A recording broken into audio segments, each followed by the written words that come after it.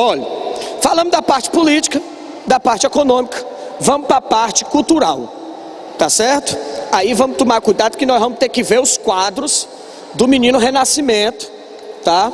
É o mesmo período da Reforma Protestante, é o mesmo contexto da Reforma Protestante, tá? Eu beber água aqui, mas não consegui abrir, vou desistir, tá? Discretamente, o nego não tem unha, porque rói a unha, aí não consegue abrir a garrafinha d'água e passa vergonha. Não, ia largar o dedo, mas... ok, tudo bem. Para eu chegar no Renascimento, deixa aí de stand-by, bem rapidinho, a Reforma Protestante, que está dentro do mesmo contexto. A burguesia não está chateada porque está pagando impostos. O que deixava ela mais chateada era o fato do clero não pagar impostos e ainda dizer que o comércio não era bem-vindo, não era uma atitude cristã, que você tinha que trabalhar para se sustentar, não para enriquecer. Está quebrando os planos da burguesia. Então ela queria uma igreja que defendesse os interesses dela. Ela não é contra a Reforma Protestante, não é contra a existência de Deus. Ela apenas quer uma religião que pense diferente o mundo, principalmente o mundo do comércio. Só que para você criticar a igreja, na época, tinha um probleminha chamado Tribunal da Inquisição, que se você fizesse uma crítica muito ferrenha, você ia ser condenado. Todas as pessoas que foram para o tribunal foram condenadas. Nem todo mundo foi condenado à morte, mas foi condenado, pelo menos a desistir da ideia do que estavam criticando.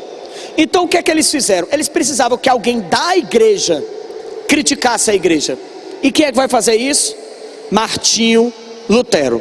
Lutero é tão importante pelo impacto que ele provoca, que todos os livros que eu já li a respeito sobre as 100 pessoas mais influentes do mundo, Lutero sempre está lá entre os 100, e ele sempre está no top 10, viu? Dessas figuras. Então, jovem, quem era menino Lutero? Lutero era um monge da própria igreja católica, só que ele era um monge, e quem vai para mosteiro, passa por uma religiosidade que a gente chama de clero regular, ele é cheio de normas. Lutero era daquele que ficava dentro de uma cela quando ia dormir, que se castiga fisicamente quando acha que peca, é um cara que faz vários tipos de comportamentos extremamente fervorosos.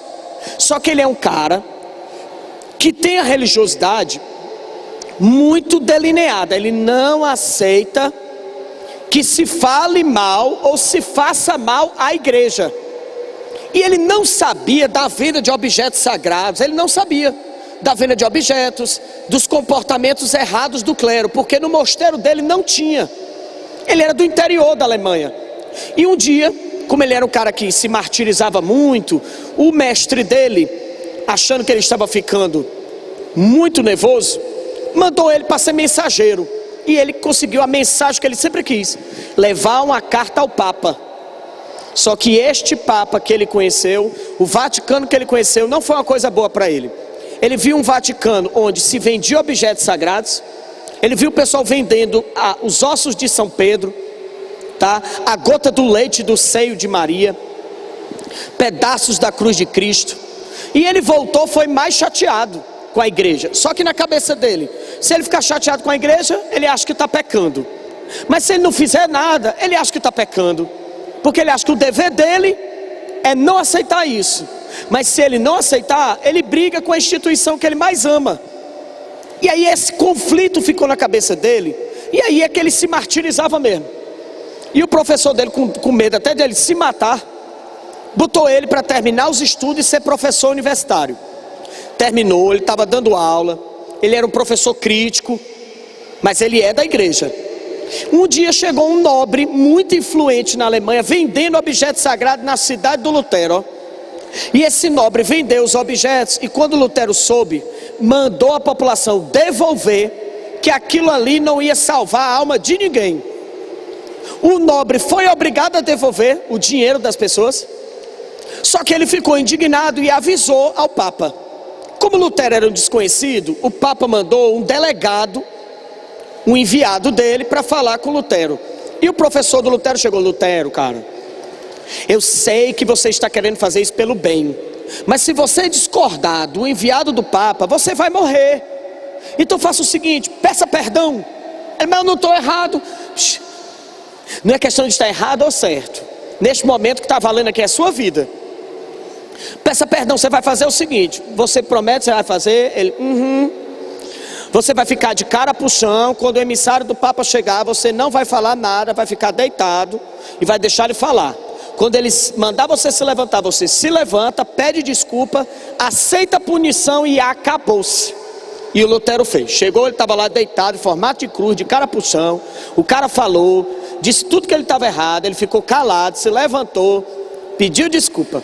Quando terminou, aí o rapaz perguntou, o enviado do Papa: você tem alguma coisa a discordar? Ele disse: eu tenho. Você perguntou, pensei que você não ia deixar eu falar.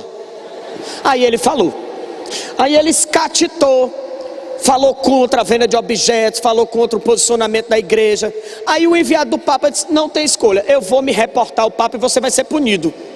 Nesse intervalo, ele ainda caiu na pilha dos alunos dele para escrever um livro criticando a igreja, chamado 95 Teses. Ele faz 95 reclamações.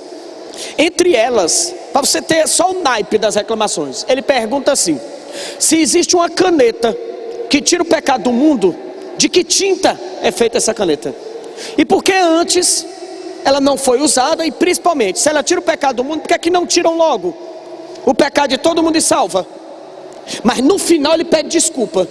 Ele bate, aí no final ele pede desculpa. Vai funcionar esse pedido de desculpa? Vai não. Então ele não tem muita escolha. O tribunal da Inquisição chegou, a nobreza ainda conseguiu que ele fosse julgado na Alemanha. No dia do julgamento, ele não aceitou o resultado do julgamento, deu um murro, foi na mesa. Por isso protestante, que ele protestou.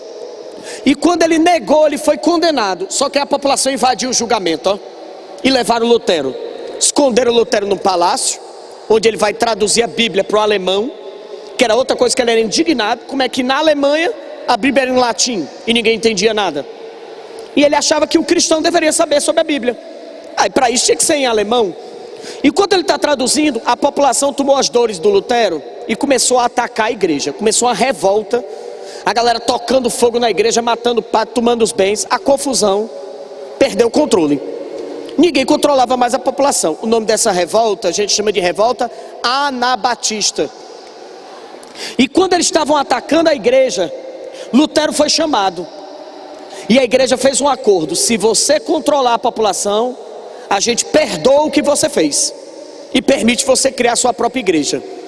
E aí Lutero fez isso. Combate essa revolta, porque ele nunca disse para ninguém matar ninguém.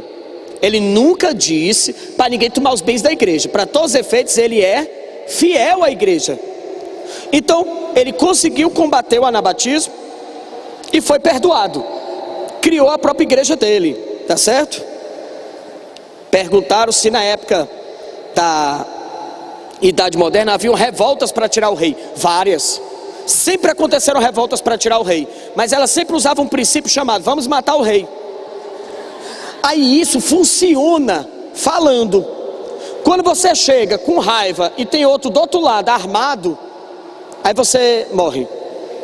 Aí funciona não é que você morreu. Beleza? Tranquilo? Mas sempre existiu revolta para poder derrubar o rei. Se eu puder indicar algum filme sobre a aula de hoje, quando terminar a aula, passar a Aruei, filmes e documentários para você já ir assistindo em casa e tudo mais. Beleza? Olha, esses meninos, quando Lutero cria o direito de ter a igreja dele, qual é a diferença da igreja luterana para a católica? Primeiro, os sacramentos. São quantos agora? Só 2: batismo e eucaristia. Diferença da eucaristia protestante: não tem a consubstanciação. A hóstia não é o corpo e o sangue de Cristo, ela simboliza o corpo e o sangue de Cristo. Segunda diferença: não tem mais obrigação do casamento, tá? O casamento não é mais uma imposição para que você seja padre. O padre não podia casar, então ou casa ou é padre. Agora na igreja protestante pode casar? Pode casar. Não é mais o celibato, você pode casar, pode traduzir a Bíblia, tá certo? E ele vai dizer que para se salvar, você tem que ter fé. Você tem que ter fé para se salvar. O próprio menino Lutero casou, tá certo? E teve filhos, beleza? Quando a igreja abriu exceção para Lutero, abriu para um, vai ter que abrir para outros. A burguesia pressionou e um rapaz, que era discípulo de Lutero, chamado Calvino, criou uma outra ideologia. Parece com Lutero? Lógico que sim, ele era discípulo de Lutero. Só que a diferença dele, ele quer focar no negócio chamado riqueza vinda do trabalho. Ele acha que se você trabalhar, você tem direito a ficar com a riqueza do seu trabalho? Sim. Então ele defende no calvinismo a ideia de que, primeira atitude do cristão, trabalhar. Por isso que o símbolo da igreja calvinista é a formiguinha, porque a formiguinha trabalha, menino esbilinguido, tá certo? Beleza? Você trabalha e você tem que respeitar a moral. Os calvinistas são muito moralistas, não são a favor de bebida alcoólica, roupas com decote, ainda mais aquelas que é só o cote, tá certo? Aqueles biquíni que você só identifica que há um tecido, porque tem um laço, aí você fica tatuagem, aí é o biquíni, tá certo? Beleza? E eles não aceitam na igreja calvinista o trabalho não ser uma atitude de seu comportamento.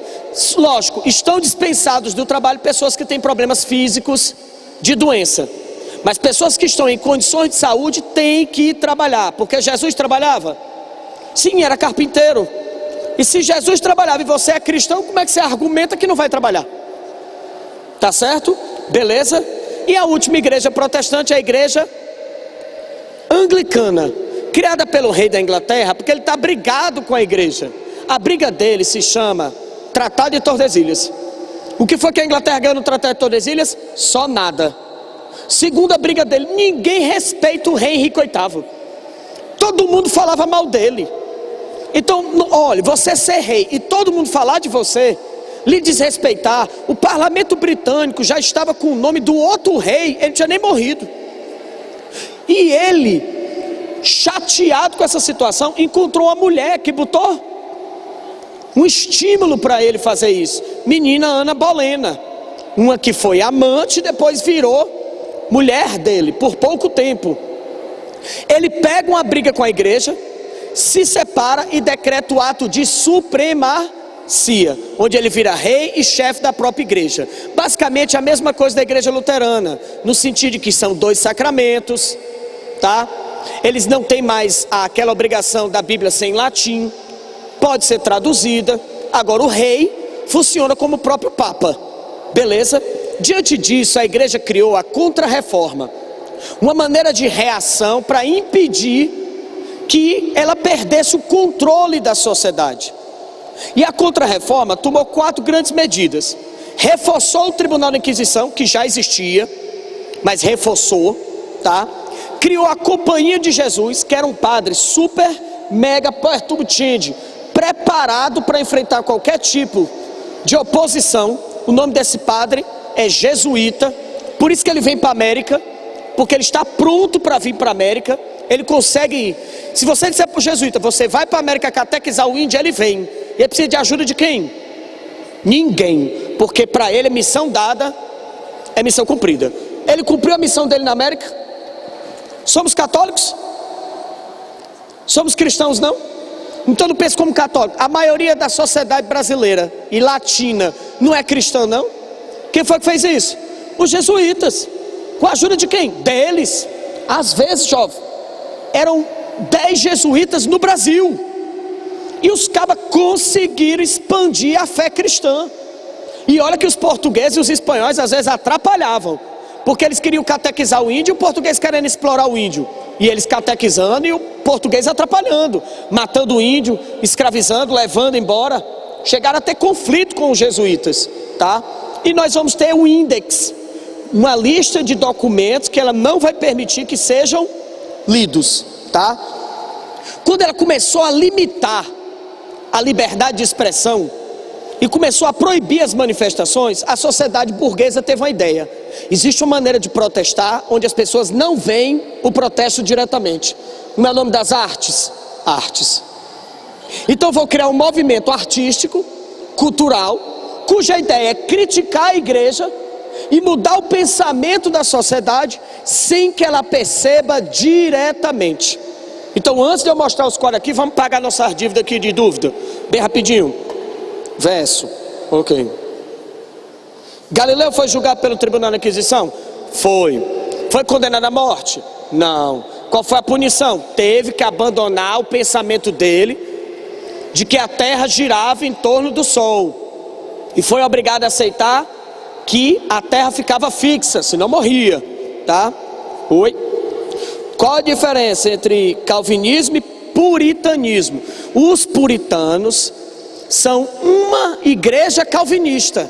A primeira são os calvinistas. Aí dos calvinistas, aí nascem os presbiterianos, os puritanos, os mormons, adventistas e todos eles, os batistas, todos nasceram do calvinismo. Então o calvinismo é o primeiro, tá? A diferença básica é as regras da própria igreja. Cada igreja tem suas regras, tá? É verdade que a igreja anglicana, os sacerdotes podem e devem se casar. Nas igrejas protestantes, os sacerdotes podem se casar. E na Bíblia, se você for seguir a Bíblia, há orientação para o casamento?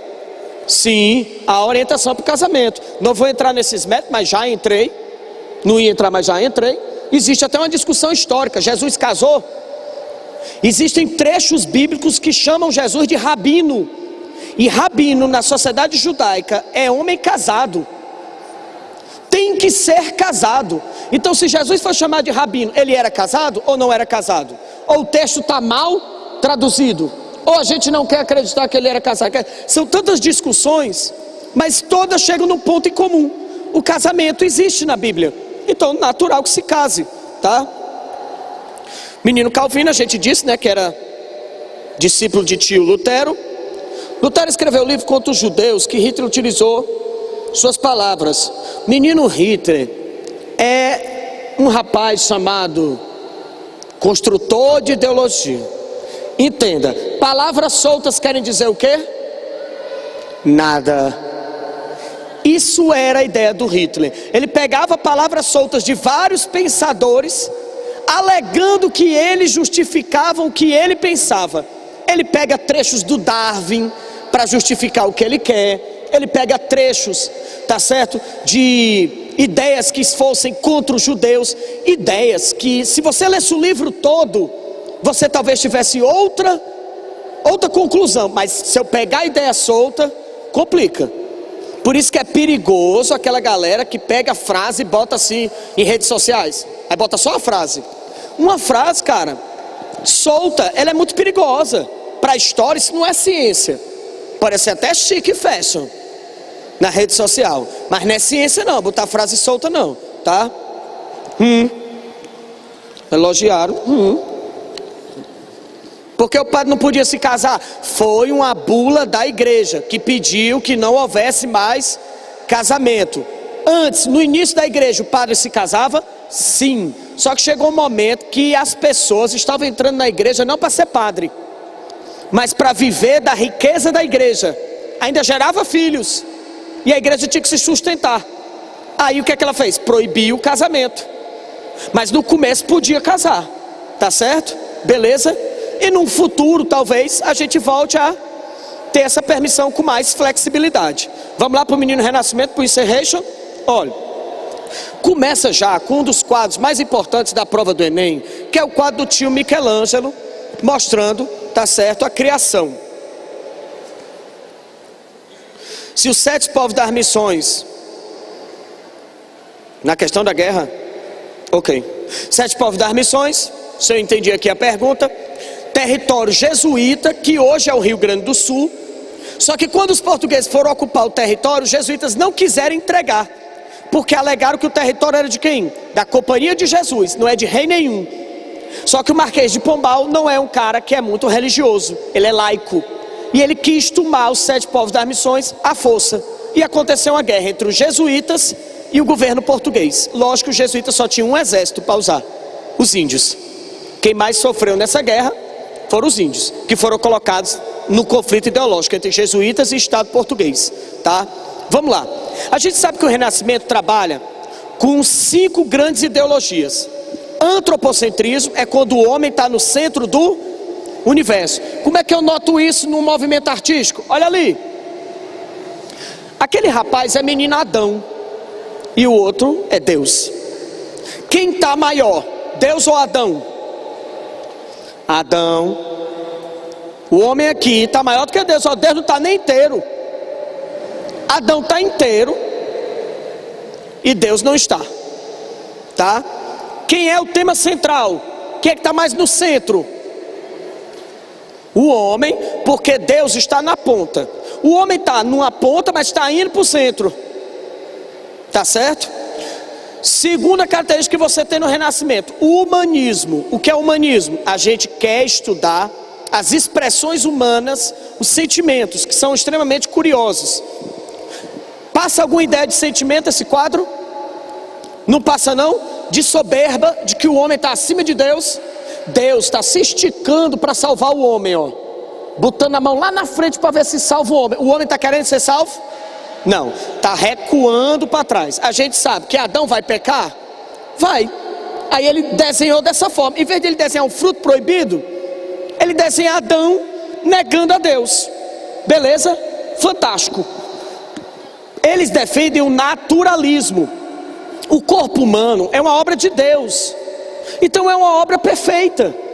Então ele desenha o corpo humano nu. Óbvio, está na igreja. O quadro foi pintado no teto da Capela Sistina do Vaticano. Eu não vou priorizar os órgãos sexuais, jovem. Michelangelo desenhava, só que a igreja chegava e tira. Se não tirar, bote de uma forma que não fique como visível, tá? Você que é maldoso já está pensando, tá vendo? Por isso que eu não malho, porque quem fica bombado, ó. Não é isso, jovem. Ele não podia colocar as coisas. Tá dentro da igreja, tá certo? Fica complicado. Alguns nem aparecem, né? Tem uma folha, do nada um cabelo passa e tapa. Algum objeto impede que você veja as coisas, tá? Professor, nos quadros do Renascimento a mulher mostra os seios. Sim, mas porque na época os seios não eram eróticos. Erotismo era o órgão sexual, jovem. Então não se mostra o órgão sexual masculino nem o feminino. Agora bunda e seios eram normais. Não é hoje. A nossa sociedade, qual é a parte do corpo que é erótica? Toda. Porque eu vendo maquiagem para cabelo dos olhos, para cílios. Tem maquiagem para cílios, porque ela tem que sair com cílios sexy. Pinta a unha do pé para usar uma sapatilha. Ela pinta a unha do pé, aí bota dentro de uma sandália que você não vê a unha. Aí ela pintei a unha, agora posso sair e chegar chegando. Tá certo que é sensacional essa ideia de pintar a unha e não mostrar, tá? Mas um dia as pessoas vão ver, não é verdade? As pessoas só vão ver sua unha quando você tiver com ela encravada. Bote isso na sua mente. Homem só olha para a unha de mulher quando está encravada, porque a gente sabe que a lei de Murphy diz que se você tiver com a unha encravada as pessoas vão pisar. Vão. Quem nunca ficou com o dedo do pé machucado, aí veio de sapato e chinela, pisaram? Sempre. Sempre. Se você tivesse vindo de sapato, pisava? Não, porque ninguém ia notar que você estava mal. Aí as pessoas não vão pisar. Mas quando as pessoas veem um sapato e um chinelo, as pessoas elas não se controlam. Elas ficam aquele, né, matutando na cabeça dele. Ele quer se controlar, mas não consegue, tá? Beleza? E esse quadro ainda tem a ideia de movimento, que é uma coisa que o Renascimento trouxe. Ele não gosta da arte estática, sempre movimento. Como é que eu faço o quadro ter movimento? Sombra. Olha, parece que tem uma sombra, tá certo? Parece que o braço dele está se mexendo e tudo mais. Beleza? Tranquilo?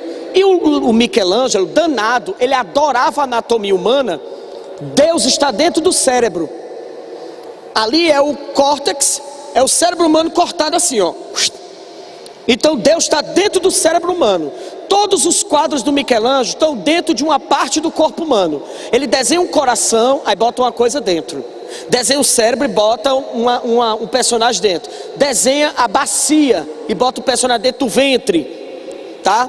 Existe inclusive, se eu não me engano, no YouTube, um documentário de médicos mostrando os órgãos humanos através das obras do Renascimento. Tá certo? Beleza? Vamos aqui. Pá. Oi. Menino Leonardo da Vinci. Dos quadros mais, é uma capa de uma obra dele, o Homem Vitruriano, que é quando ele propõe que o homem tem proporções geométricas perfeitas, o que para Leonardo da Vinci era uma prova de que Deus existia, porque se todos os seres humanos têm as mesmas formas geométricas, só pode dizer que ele tem uma forma única, portanto ele foi feito de um só Criador, beleza? Tanto é que essa proporção que Leonardo da Vinci acredita existir, a gente chama de número divino, que é a prova de matemática de que Deus existe no corpo humano. Então não existe ninguém bonito ou feio, as formas geométricas dos seres humanos são iguais. Existe uma percepção de estética, uma percepção de beleza, mas todo mundo é igual geometricamente. Está aí Leonardo da Vinci que sequestrava corpos para estudar isso, porque ninguém entregava para ele, né? Os corpos, beleza? Tranquilo? Vamos lá. Vou aqui para Acceleration. Obra do Botticelli é o quadro mais caro do Renascimento. Não é Mona Lisa, é o Nascimento de Vênus, tá certo? Onde o Botticelli mistura os valores da mitologia grega com a ideia da Idade Média, porque Vênus está se tornando cristã, está com vergonha do nu. A deusa da beleza grega com vergonha do nu, ela está se cobrindo. Você vê que tem outras deusas do lado dela já cobertas e a cobrindo aí. E a ideia de movimento, quadro e tal. Onde é que eu encontro esses quadros, professor? Graças ao menino Google. Você bota lá Google Imagens Renascimento, que aparece quase todas as obras. Beleza? Tranquilo? Tem só um pouquinho de paciência, porque geralmente tem imagens que estão bem distorcidas, mas você com um pouquinho de paciência você vê todas em boa qualidade. Tá certo? Beleza? Olha. Menino Michelangelo de novo. Olha a expressão dele de Deus. Olha Deus como era jovem. Jesus como era jovem, forte. E ele estava nu também no quadro. Ele foi obrigado a cobrir o corpo de Jesus. Ao lado dele, Maria. Esse quadro está no mesmo local onde está aquele primeiro que a gente apresentou. Tá certo? Tudo pintado no teto da capela. Beleza? A arquitetura do Renascimento, que preza pela arquitetura gótica, que é uma arquitetura grandiosa e que provoca esse projeto oval. Para que essa coisa do teto oval? Para propagar a acústica nos teatros, na missa. O padre não tinha microfone e a igreja imensa, ele era ouvido, porque a acústica do prédio permitia isso, tá? Do lado de fora, como é que funcionava? A arquitetura gótica, ó, com aquele teto da capela que a gente chama de cúpula, lá em cima. E por dentro, ó, ela é pintada de uma forma que parece que os quadros estão se movimentando, parece um desenho. Você vai olhando, imagina essa cúpula aqui toda pintada, ó. Quando você olha, você não fica um pouco tonto? Imagina isso aqui muito mais alto e todo pintado. E os quadros têm sequência, mas aí os anjos ficam olhando para você lá de cima. Eu fico tonto. Eu acho que você, se ficar um tempo olhando, quando você desce assim a visão para baixo, chega você se perde. Aí imagine você dentro da igreja, olhando o céu.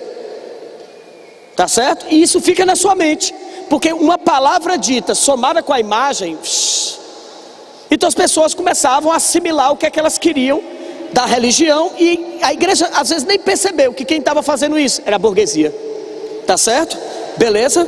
A obra de Mona Lisa, que o grande lance da Mona Lisa é porque ela está torta. Ou ela é, tá entendendo? Leleque, tal, toda garotona, e aí? Ou então muita gente alega que aquele dedinho da Mona Lisa ali, ó, tá assim, ó. E isso é o símbolo do feminino. O símbolo do masculino é assim, o do feminino é para baixo. Se ela está com aquele símbolo do feminino, é porque talvez Leonardo da Vinci estivesse dizendo que Mona Lisa nada mais é do que uma tentativa de um símbolo feminista. Existe uma teoria de uma sociedade chamada Priorato de Sião, que alega que Jesus teve uma filha. E talvez Leonardo da Vinci estivesse dizendo, ó, existe uma herdeira de Deus e ela é mulher. Tá certo? Beleza?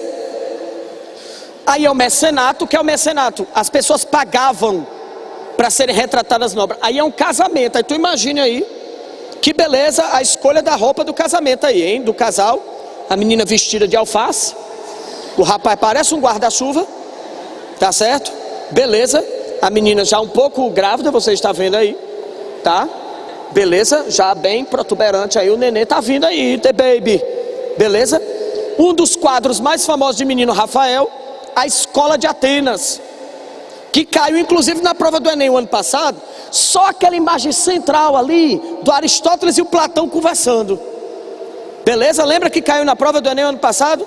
O Aristóteles e o Platão pá com o dedo para cima, porque tem o mundo das ideias e o mundo das matérias, e Platão tá apontando aqui, tá? Que tá bem aí no centro da obra do menino Rafael, beleza?